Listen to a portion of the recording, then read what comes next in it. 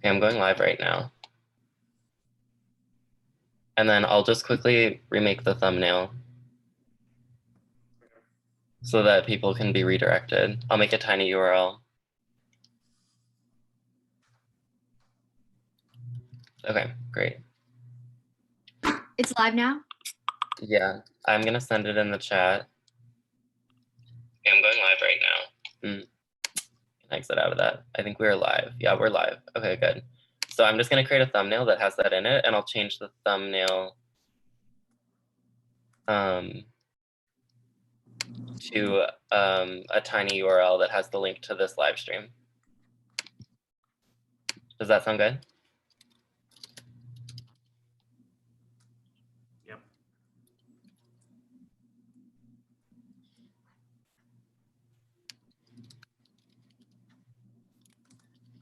Okay, 1 second.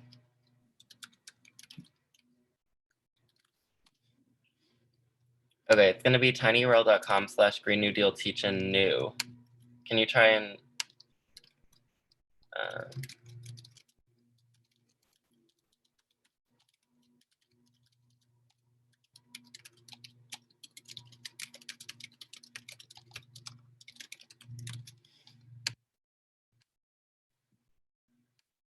okay, can someone try to go to that and see if we're live right now?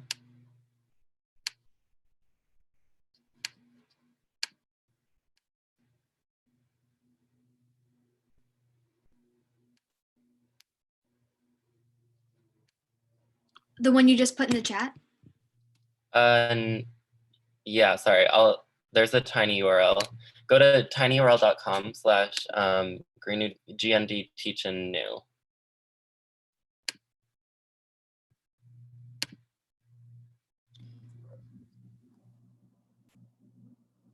It works, yeah. Okay, so you can see us live on there.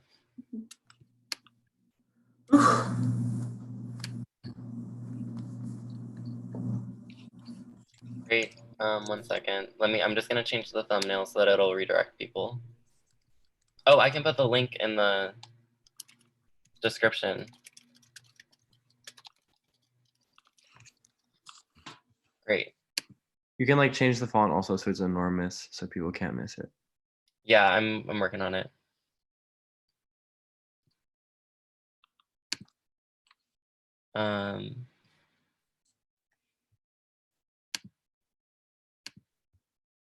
Wait, didn't I just say that?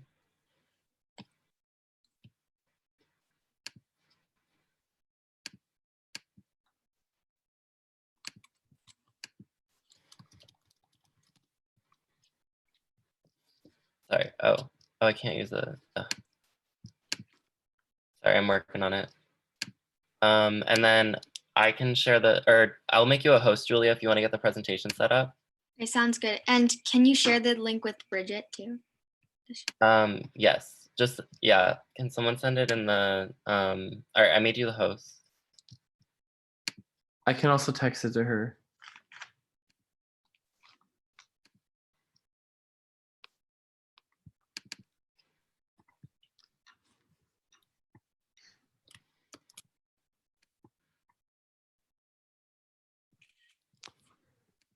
Okay.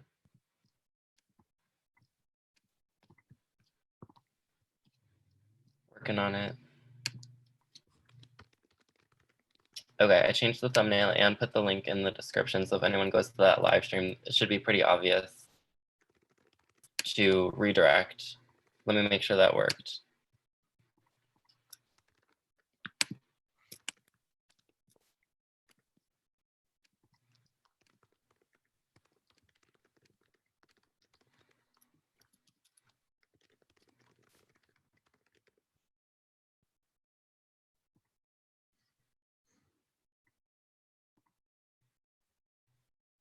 Okay, that should work, I think. Yeah, and it's in the description and the hyperlink. Let me make sure that works. Okay, yeah, the hyperlink works. Cool. So I think we're all set.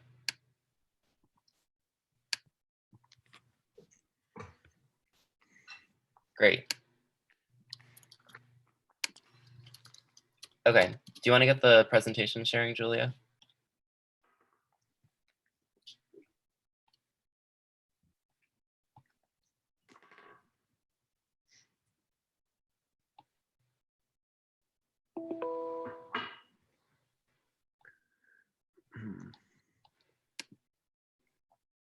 Perfect, thank you. Okay, so we are all set then.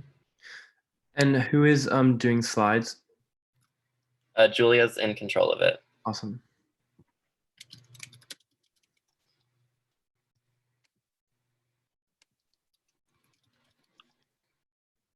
Okay, let's give it a couple minutes just for people to get the new link.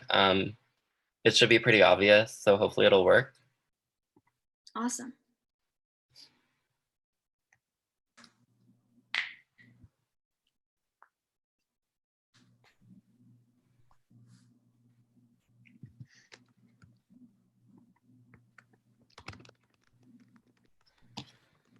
Great. Okay.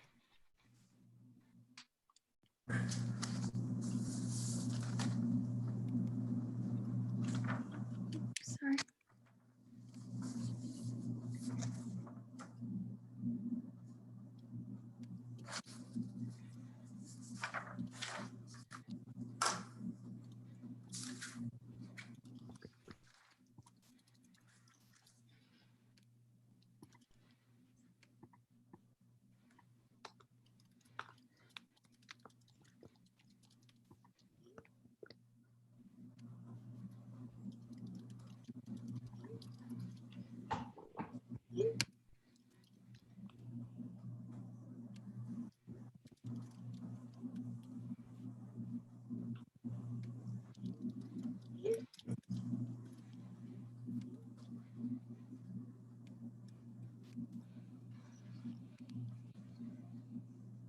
Great. All right, let's give it a couple more minutes.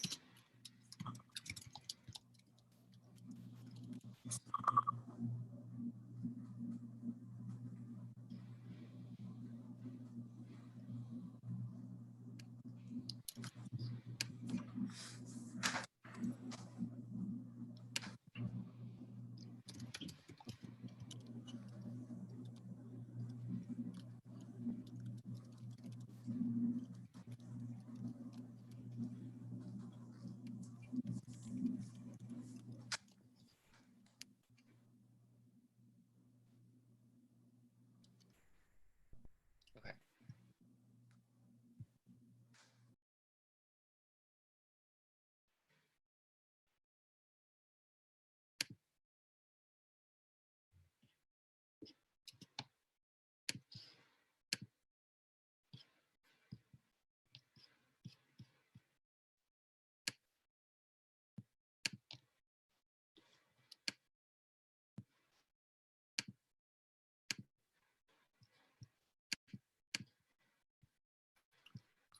All right. We can probably go ahead and get started. Maybe we can do introductions first. Just names and pronouns for us. Yeah, I can start. So I'm Tucker. I use they, them pronouns. Yeah, I'm really excited to be here today. I'll pass to Julia. Hi, everyone. I'm Julia Zeitlin, and I'm also really excited to be here. And Logan, do you want to go next? Hey everyone, I'm Logan. I use he, him pronouns. Yeah, I'm really excited to be here and I hope you all learned something new about the Green New Deal. Everyone, I'm Tyler. I use he, him pronouns, and I'm really excited about this. And happy Earth Day 2020. Awesome. So Sunrise Palo Alto is excited to introduce the Green New Deal teach-in. Excited to have you learn some new things about the Green New Deal and how it relates to this time. Great. So a little bit of logistics before we get started. So in order to make our teach-in as secure as possible, we decided on this format that we're using. So please excuse our technical difficulties as we work through it. So basically what's happening is we are currently in a Zoom meeting and we are screen sharing our presentation. So the only people in our Zoom meeting are the presenters, and all of you are viewing on the YouTube live stream. So thank you all for being here. And congratulations if you were able to work through the technical difficulties. So I know it was a bit challenging. And so since you're not present on our Zoom meeting, you won't have access to any of the typical features that you would have if you were in that meeting. So you won't be able to use the chat QA or share your video or audio. If you'd like to comment on the material that we are presenting or answer any questions that we pose, please just feel free to use the chat feature. Hopefully that's working.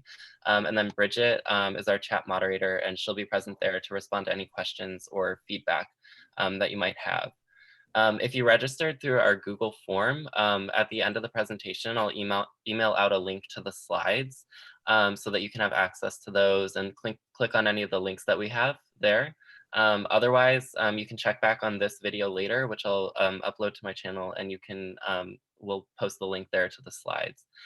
So again, thank you for your patience as we're working through some of the technical challenges, but hopefully you all learned something about the Green New Deal.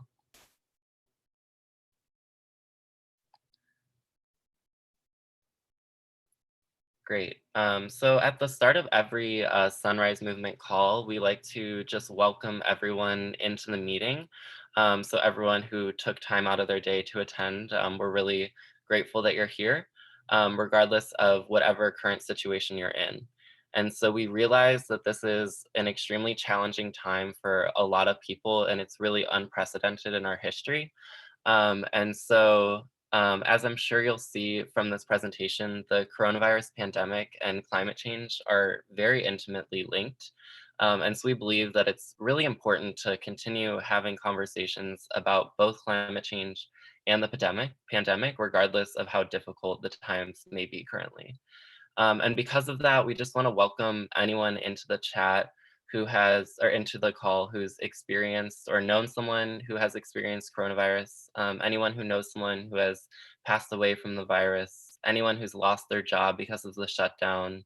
We want to welcome everyone, regardless of your background, your religion, your sexual orientation, your gender identity, your ability, your age, your physical location, your health, and also your experience with activism. We really want this to be welcoming for everyone, regardless of if you know anything about the Green New Deal. If you know nothing about it, that's totally fine. You're welcome here. We appreciate you being here, and we really hope that it's a positive experience for you.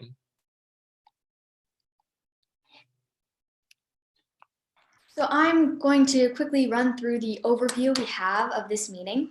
So first we're going to do an introduction on what is the Sunrise Movement, and then more specifically, what is Sunrise Movement Palo Alto Hub. Next, we'll really go into what is the Green New Deal and go in depth into that legislation. Then we'll discuss the Green New Deal during the time of COVID-19 and why it is so important to discuss now. And then how the fight continues and how can you get involved in the movement. Yeah, so as Tyler mentioned at the beginning, today is a very special day in American history as it marks the 50th anniversary of Earth Day. And so in order to give you a little bit of context on the history of the climate movement, I just wanted to take you back to 1962 when Rachel Carson published her revolutionary book called Silent Spring. So this book documented the detrimental effects on the environment that was being caused by pesticides. And she specifically called out disinformation that was being spread by big chemical companies. And this was really one of the big initiating forces that kickstarted the modern environmental movement. And it even led to DDT, which is a big pesticide, getting banned. So following on this momentum, in 1969, Gaylord Nelson, who was a senator from Wisconsin, he observed an oil spill when he was in California in Santa Barbara. This oil spill, it leaked 80,000 barrels of oil into the Pacific Ocean from a Union Oil offshore drilling site. And it was the largest spill in American history at the time, and it's currently the third largest spill in American history. So after directly observing how the fossil fuel industry was causing harm to our environment, Nelson wanted to launch a grassroots movement in order to correct some of the wrongs that he was observing. So in 1970, millions took to the streets for demonstrations, events, and teach-ins about environmental issues facing our society in what became known as the first Earth Day. And ever since then, it's been happening every year on April 22nd. And the first Earth Day was actually super impactful. Within 3 years after the first Earth Day, we had enacted the Environmental Protection Agency, the Clean Water Act, and the Clean Air Act, and the Endangered Species Act, which obviously are very familiar names to us, and they had great impact over the years.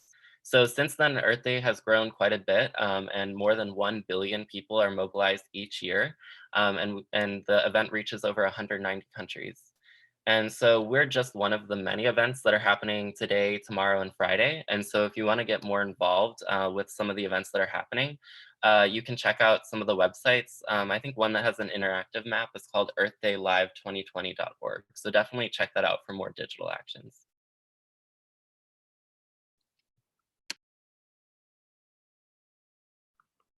So now I'm going to speak a little bit more about the Sunrise Movement. For those of you who don't know, the Sunrise Movement is a youth-led organization fighting for climate justice and the Green New Deal. And so Sunrise has over 300 hubs all across the country. And our main focus is to organize, vote, and strike. And so our theory of a change encompasses 3 main aspects, including people power, political power, and the people's alignment. People power is obtaining an active base of public support. We build our people power by talking to people. We also grow our people power through escalated moral protest. Next is political power, a critical mass of enthusiastically supportive public officials. We vote out corrupt officials and vote in real leaders who stand with us. And the third and last one is the people's alignment. Working together with movements and groups united by the shared vision of a government that fights for dignity and justice for all. And so, sorry.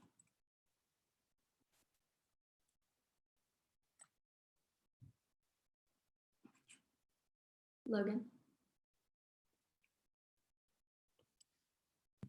Yeah, so here we just have a picture of one of the environmental events that was organized by Sunrise. And this is just showing how the movement is really interested in gathering this people power that's part of their theory of change. And so we really believe that when we mobilize more people, we can achieve even our biggest goals, which one of them you can see here, which is 100% renewable energy by 2030.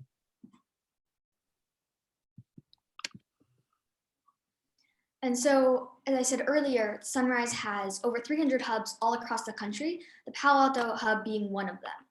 And so the Sunrise Palo Alto hub, we organize strikes, protests, actions, and collaborative events with other local organizations that align with our message and political leaders. Our goal is to work with the Palo Alto community to create an inclusive and sustainable city that leads surrounding regions.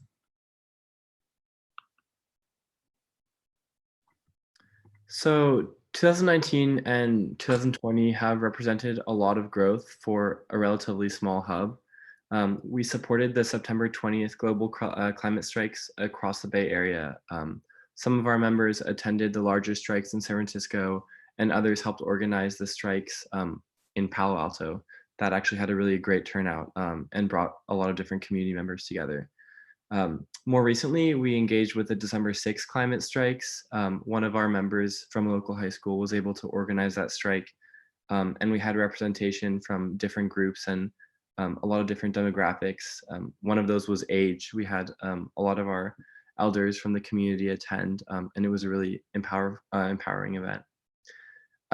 Even more recently, we provided feedback to the Palo Alto City Council for their 2020 sustainability plan and got support from members of the community on that feedback. A lot of what that focused on was revising the recommendations that Palo Alto had for its various businesses. So environmental policies, clean energy, water, and electric vehicle transportation.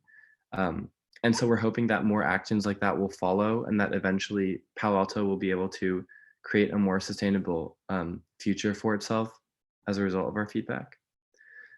And then moving on to Earth Day 2020. So again, I'd like to thank all of you for joining this meeting. A huge part of the activism that we do is bringing in new members of our community who otherwise wouldn't really be involved with these issues and empowering them to take action for themselves.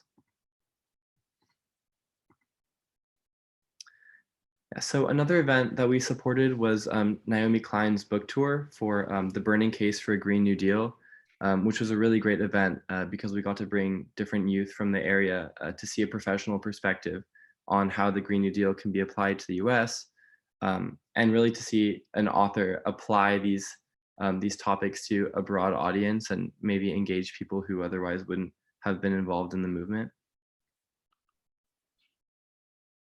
And then finally, we got involved with the candidacy for California's 13th Senate District at Menlo Atherton High School. A lot of this was thanks to Julia and the other middle and high schoolers in the area who got together to raise a lot of awareness and increase the voter turnout for this relatively small election. But again, one of the pillars of Sunrise is to, and the Green New Deal, is to affect political change at every level of government, not just the presidency and Congress. Awesome. So as Tucker and Julia stated, that Sunrise is really trying to push the Green New Deal. It's for environmental justice and social justice, because the environment, while it is important, it is linked to social justice right now in our world. And the modern Green New Deal was introduced by Alexandria Ocasio-Cortez and Senator Ed Markey. But why do we need a Green New Deal? Everyone, I've talked to plenty of people, I'm sure you're asking the same question with family and friends. Why do we need a Green New Deal? And the reality is our planet, I'm sure as you've noticed in the news, is kind of falling apart right now. In the last few years, in California, we had the Camp Fire, which destroyed the town of Paradise. More recently in January, I'm sure you're all aware of the fires in Australia, which burned most of the country, displaced millions of people, wiped out wildlife. Additionally, we're seeing our oceans swamped with plastic and other pollutants, which kills off many fish, which are critical for most of the world's food supply. But the main thing that I want to point out with this is that there's a disparity in who and which communities are affected. It has been shown that communities of color or minority communities or poorer communities are affected more by these catastrophes than wealthier communities. And if you look to the right of the slide, you can see that a lot of the communities that are affected to higher emissions are going to be poorer. These can be communities next to railroads, freeways, nuclear plants, chemical plants. We even have a couple examples in the San Francisco Bay Area where we are based, such as East Palo Alto, West Oakland, and Richmond. So this is really important that we deal with this, because if we don't deal with this, the 2018 Intergovernmental Panel on Climate Change report said that if we don't do this within 12 years and try to fix this, the world is going to cross a line and we cannot come back from that, unfortunately. And this means insects will die off, which are super critical for pollinating crops. A lot of the corals will die off, the oceans will warm up. So we need to deal with this. Now, I'm sure as we're all aware, especially with the COVID-19 crisis and being socially isolated, it can be pretty overwhelming for all of us, me included. But there is hope. There's always hope. And why? Because we've dealt with this in the past. The human species has experienced hardship before and overcame it. Specifically, the American country in the 1930s with the New Deal during the Great Depression. And this is pretty close to what the Green New Deal is going to look like. So Logan will discuss this in greater detail. Sorry. If anyone knows what this picture is, feel free to send it in the chat of the YouTube channel. I'll give you about 10 seconds if you want to ruminate over that.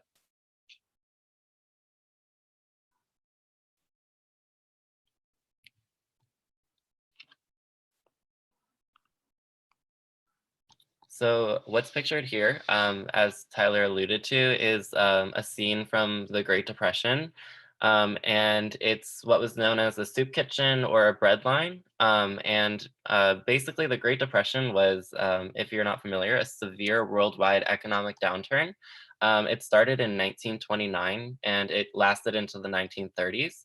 And since the Great Depression left about a quarter of the American population unemployed and without an income, charitable organizations began providing free meals to those in need, which is what's shown here in this picture. These locations became known as soup kitchens or bread lines because of the food that they were providing to the citizens, and that's what's shown. in this picture here. And so in response to the Great Depression, President Franklin D. Roosevelt instituted the New Deal, which was a multi-part program that was intended to stimulate the economy and lift us out of the Great Depression.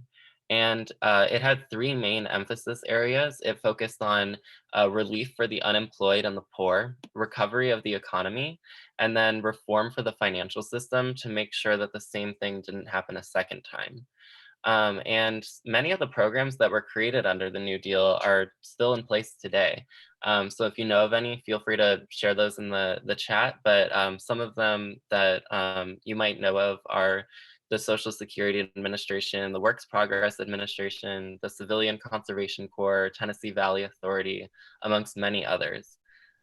So something that I thought was interesting was that this picture bears resemblance to a lot of the images that are circulating right now of people waiting in long lines for food during the coronavirus pandemic.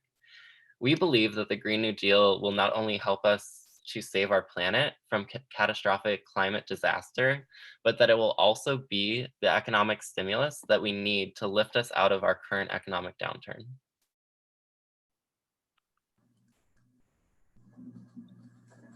So as Logan stated, the Green New Deal has a lot of parallels to the New Deals of the 1930s. And here's a picture of Alexandria Ocasio-Cortez talking to Sunrise actually a couple of years ago. So the Green New Deal has been introduced before back in the mid-2000s, but the current iteration that we are trying to push really came to fruition during the 2018 midterms. About a week after the 2018 midterms, Sunrise Movement actually protested in Nancy Pelosi's office in Washington, D.C., and then again on December 10th. And there were multiple arrests on that one. We had people as young as age 7 all the way up until elderly folk. So it was pretty awesome. And from those protests, on February 7th, 2019, Representative Alexandria Cortez and Senator Ed Markey introduced their Green New Deal resolution, a 14-page document outlining how to transform our economy, not just for the environment, but to create a more equitable society.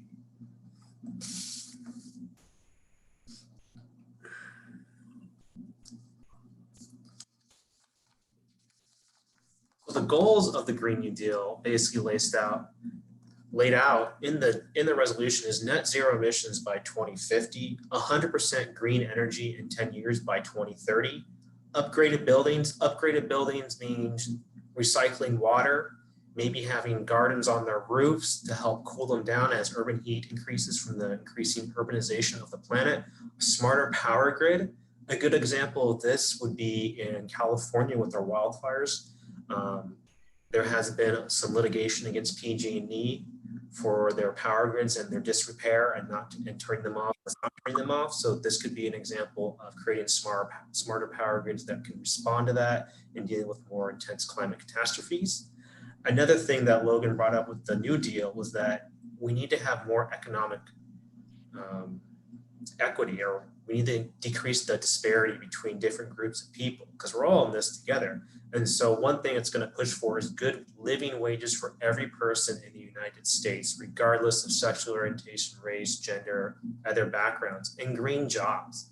What this means is that we transition away from fossil fuel-based jobs to clean jobs. There are millions of people employed right now in the oil industry, the plastics industry, the train industry, so we need to give them the tools to succeed and transition to a clean job that has a good wage so they can afford not just basic necessities, but have a future for their kids and themselves and the planet. And another aspect would be electric vehicles and public transit. If you're living in California, specifically the Bay Area, I'm sure you've seen a lot of Teslas around. That's definitely one thing, that we're trying to push is more electric vehicles. Electric vehicles do not emit CO2, greenhouse gases, so that's a good thing. And trying to push that to have more people buy them, but also make them more affordable. Right now, Teslas, I'm sure as we all know, are pretty expensive. Most of us cannot afford them. So we're trying to push again for more affordable electric vehicles that can go farther too. Not just go 100 miles, but go 500 miles or even more to make it more economically viable for everyone. And the public transit aspect, I'm sure as many of you know, if you're living in an urban area or maybe a rural area, wherever you're from, it's pretty important if you don't have access to an alternative mode of transportation. You don't have a car, you don't have a bicycle, you have to walk to work. If the weather is dangerous outside, and you don't want to do that. You want to, get from your home to your workplace and to wherever you need to go in a safe manner.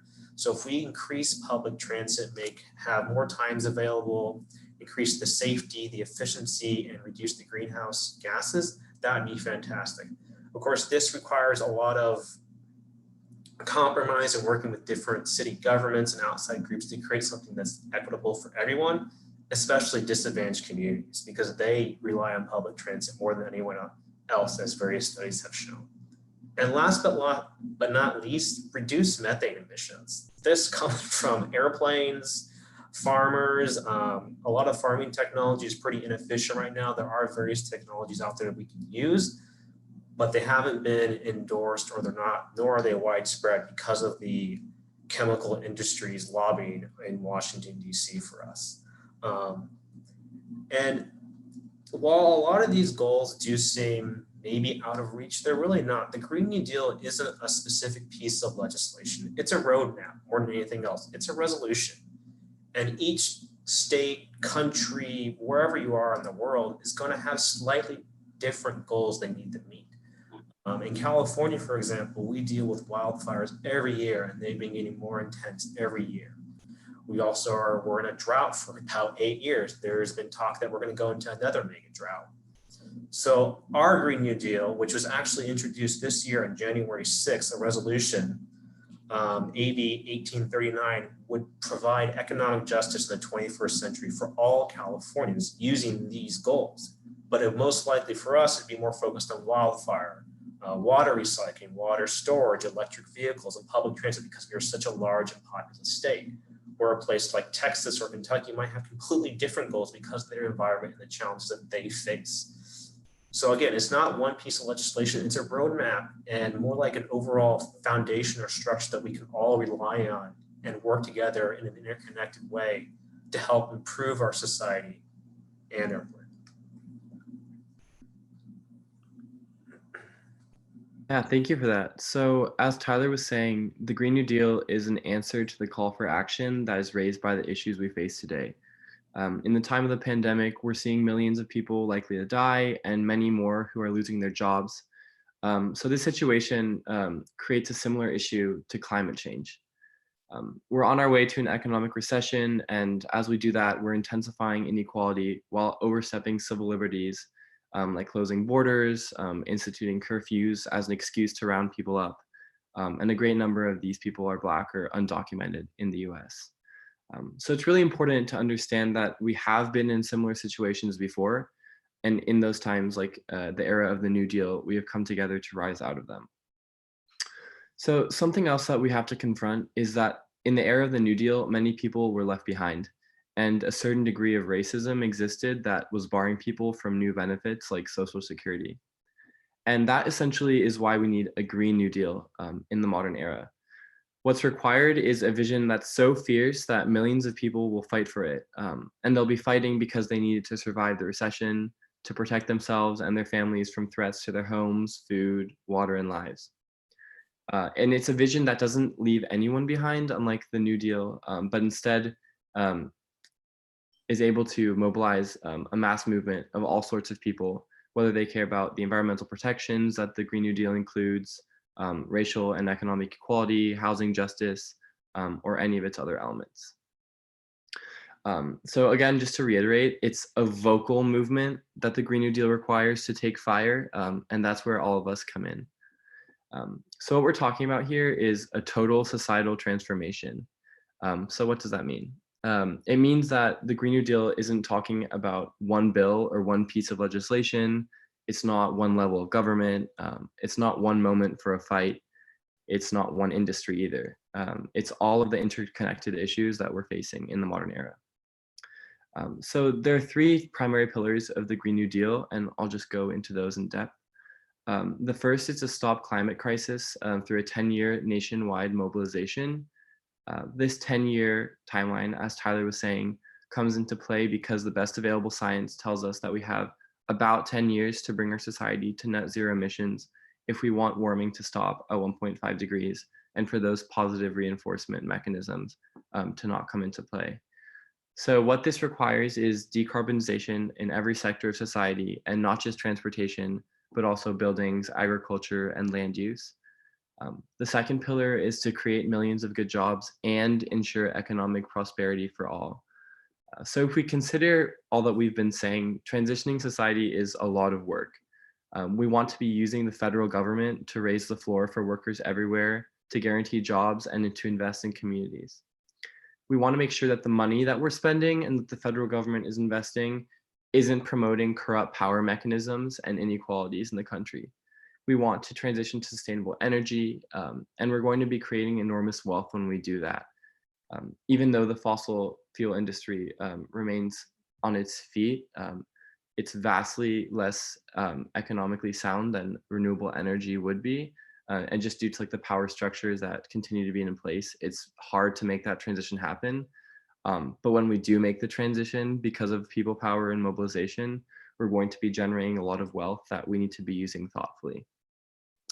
And then the last pillar is to establish a second Bill of Rights, like Tyler was saying, and defend the dignity of all people. And what this looks like is ensuring that every person in the US has a job with family sustaining wage, workers' rights, high quality healthcare, affordable, safe, and adequate housing, economic security, clean water, air, healthy, affordable food, and many more things. And just to end on this section, what we're coming to see is that more and more, we are the era of the Green New Deal. We're not Gen Z, we're not the final chapter in a long history of abuses. We're really the generation that's going to be able to mobilize and institute this new reality. And whether or not it becomes a reality is up to every one of us. So if there's any takeaway from this portion of the teach-in, it's that there's no one who will stop us from doing this, and that we're the only ones to choose the society we live in. Yeah, so Gen Green New Deal instead of Gen Z. Great. Thank you so much to Tyler and Tucker for that in-depth explanation of what's inside the Green New Deal. So I know a lot of you, when you hear the Green New Deal, you probably think about politics, and rightfully so. As we mentioned previously, the Sunrise Movement is a pretty political organization, and we are very adamant about supporting candidates who we know, once elected, will become champions of the Green New Deal. So at Sunrise, we are strong believers in the fact that the Green New Deal is a program that is for everyone, regardless of your political alignment. It is really a sweeping, transformative vision for the future that has provisions for every single person in society, not just those who align with a particular political party. However, as this graph is showing here, the support for the Green New Deal is largely divided along party lines, with Democrats typically being more in favor of the Green New Deal and the majority of Republicans being opposed. But we think that a lot of this is due to the politicization of the Green New Deal itself and the negative media coverage that is used in order to argue against it. There are studies that have shown that the vast majority of content being pushed out about the Green New Deal on media is from the opposition and people who are against it. However, if we switch over to the next slide, we can see that at the end of the day, Americans overwhelmingly agree that global warming and climate change are real issues that we are facing today. And that's because they've been listening to the scientists who, despite attempts to suppress their findings, have shown us that climate change is real and impacting human lives today. And what's more, the majority of people in the population are concerned about global warming and climate change and think that we need to do something about it in order to preserve the human race and the planet as a whole. So we believe that spreading more information about the Green New Deal and having open conversations about it with people in our lives will help us dismantle these party divisions on the issue and assist us in mobilizing an even larger proportion of the population that is needed to win the Green New Deal.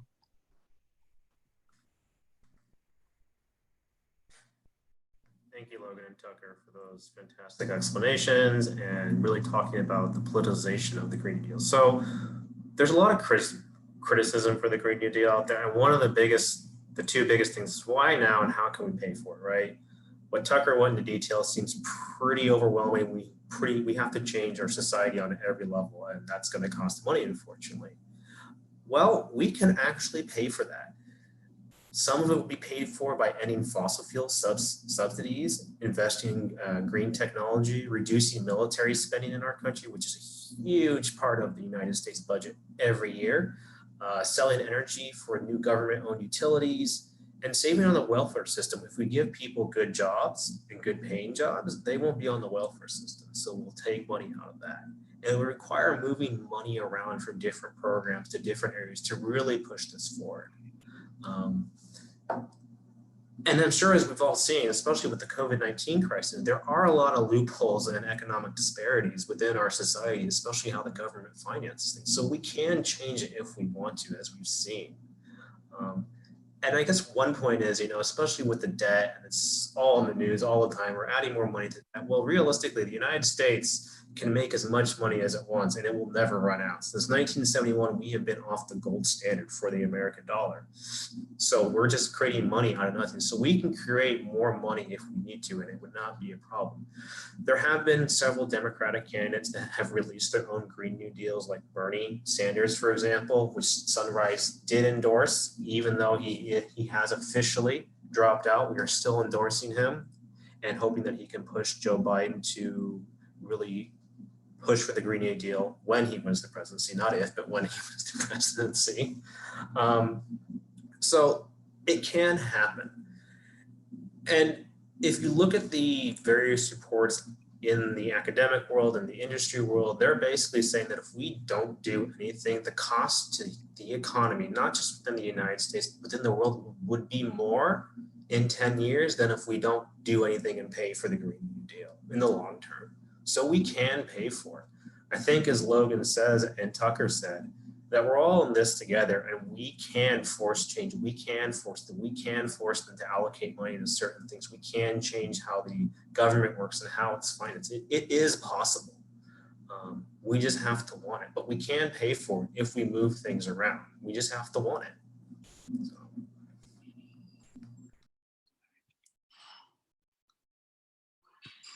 In addition, climate change and COVID-19 have many intersections and parallels that we can draw. So this is a very unique moment in time, and this virus we are really struggling to confront this virus in our country and throughout the world. And these two crises that we are facing currently, we are very similar, with especially how the government has handled them. The government has ignored the facts that scientists told them about the virus. And this virus, many of the deaths that occurred could have been prevented. And very similarly, for years, we knew about this. We knew about climate change. And 50 years ago, when we were celebrating Earth Day, we knew that this was happening. And so at this rate, it's seeming that climate change will have a similar story, and that if we don't do anything now, that the repercussions will be much worse, especially as Tyler was saying, that waiting to pay for the damages after we haven't done anything is much more expensive than just taking action now and trying to mitigate the damages and reverse the climate crisis as much as we can at this point.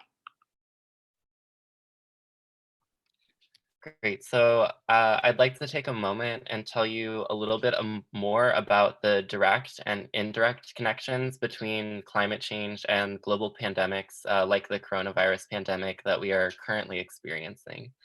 So Harvard researchers tell us that climate change has led to a drastic loss of habitat for many animal species.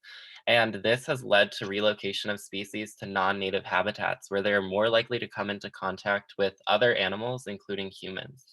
And that these interactions that they're having are not natural and ones that they wouldn't normally encounter in their native habitats. And In addition, we know that climate change alters migratory patterns of birds and causes a similar issue with them coming into contact with different species that they normally wouldn't contact. And as a result of that increased interspecies contact, there's an increase in likelihood of zoonotic disease transmission, which increases the likelihood of disease spread from animals to humans. And that just kind of illustrates this direct link between how climate change is leading to more severe and more frequent global pandemics like the one we're experiencing right now. In addition, another Harvard study shows that emissions from combustion of fossil fuels can cause damage to lungs, which can then in turn increase the mortality rate experienced from respiratory illnesses such as COVID-19. So as an anecdotal example, I'd like to share a story about this small city in Louisiana that's part of the St. John the Baptist Parish, and it's called Laplace. So in 2013, the EPA reported that there were excessively high amounts of a chemical called chloroprene in the air, soil, and groundwater that was reaching the residential areas in the community. So on this map, you can see on the left are the chemical plants that produce this chemical, and on the right are where all of their citizens live. Um, the CDC has reported that chronic exposure to chloroprene is linked to damage to multiple organs, including the kidney, liver, and notably the lungs. And unfortunately, during the COVID-19 pandemic, Laplace, which is a majority Black community, has experienced the highest mortality rate of any other community in the United States. And it comes in at a whopping 8.26%, which I'm sure many of you will realize is much higher than the national and global averages of about 1%. So it's a sad reality that both climate change and global health crises disproportionately kill Black and Brown communities. And that's why, as we mentioned, the social justice components of the Green New Deal are so necessary. And it's also why we need the Green New Deal and the People's Bailout, which you'll hear more about in a second, in order to help lift us out of the current crisis that we're experiencing.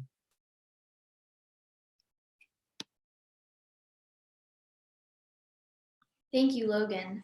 And in addition to what we talked about earlier with the New Deal and the Green New Deal and drawing those parallels, is that so the coronavirus is causing a global recession with economic fallout that impacts everyone. And the way we rose out of the the Great Depression was with the New Deal, as Tyler and Logan spoke about. And now in this modern era, the way we need to get out of the coronavirus recession is with the Green New Deal. And to really focus on the frontline communities that are being most adversely affected by the climate crisis as well as the COVID-19 pandemic, and seeing that the Green New Deal is a really important package of legislation that will address the social and racial and economic disparities that we are seeing, and bring us out of this crisis even stronger.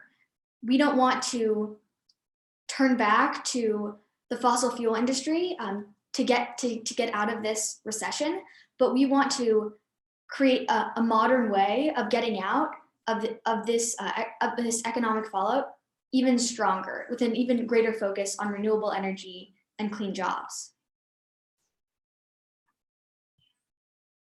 Yeah, so a large part of this engagement is something that's called the People's Bailout. So the People's Bailout rests on the fact that all of us need a swift and inclusive bailout by and for the people. Living Americans and working Americans know that they need security provisions and that they need to demand it from their government. In the meantime, policymakers are actively pushing for a return to the status quo situation that has promised security to large corporations and the wealthy few rather than the masses. So that essentially is why we're working with over 800 groups to demand that our members of Congress commit to 5 main principles of COVID-19 relief. So I'll just go through those very quickly. The first is that health must be a top priority with no exceptions whatsoever. That economic relief must be provided for the people, that communities must be rescued rather than corporate executives and large industries, that we make a down payment on a regenerative economy and prevent future crises by doing so, And finally, protect the democratic process while protecting each other. So the people's bailout is really a theory that can be applied to any issue related to climate change. And we're hoping that with our broad coalition, which we hope will keep growing, we'll be able to mobilize enough people and get enough votes that it can become a reality.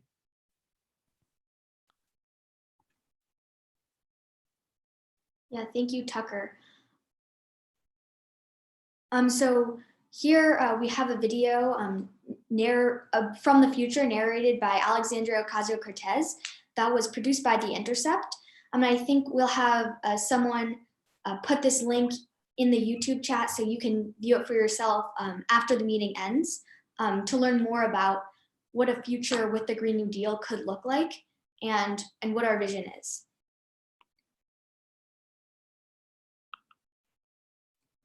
And so next steps, so we're really excited to have you attend this teach-in and learn more about the Green New Deal and how it applies to this time period. And it's really important to stay involved and learn about what you can do in the coming days. So Sunrise Palo Alto Hub, we've been working on a digital media campaign with a countdown to Earth Day that led to today and our Green New Deal teach-in. It doesn't stop here though. We have Earth Day Live continues over the next 3 days with webinars and virtual events that you can get involved in. And so we'd love for you to follow us at Sunrise Palo Alto on Facebook, Twitter, and Instagram. And in addition, we have more events coming up in the next few days. Right after this teach-in following will be the chance to participate in the climate change conference in virtual reality. You can participate in virtual reality or just on your computer. And there you'll be able to hear more from scientists, students, and hear different panels about climate change and conservation. Next, tomorrow, 350.org is hosting a climate change crash course, and the Silicon Valley Youth Climate Strikes is also hosting a webinar to talk more about what we spoke about, which was the parallels between COVID-19 and climate change. And next, the Sunrise Bay Area Hub, as we spoke about, the Sunrise Movement has many different hubs. The Sunrise Bay Area Hub is a large hub, and they'll be building on what we spoke about in this teach-in and focusing more in depth on just transitions and what it means to leave no one behind, and talking more about the social justice aspect of the Green New Deal. And then lastly, the Peninsula Peace and Justice Center, which is a local Palo Alto organization, is hosting a climate strike and rally virtually over Zoom on Friday evening at 5:30 p.m. And we hope you can join. You'll hear from speakers who have been pre-recorded in a video, and that'll be a great chance to reconnect with the community and continue the fight, even if it has to be virtually. So thank you so much, and we are glad you were able to join our teach-in. Great. We'll be sending out a link to the presentation in I guess I'll be emailing it out to the people who registered. And then if you are just tuning in through the YouTube link directly, I'll be sending out a link in the description of the video that you can come back to later to access the slides and to click on the links and watch the video that Julia mentioned. And also Julia has a video out today on all of our social media platforms drawing parallels between the coronavirus pandemic and the Green New Deal and how it could help lift us out of it. So yeah, thank you all for attending and see you soon.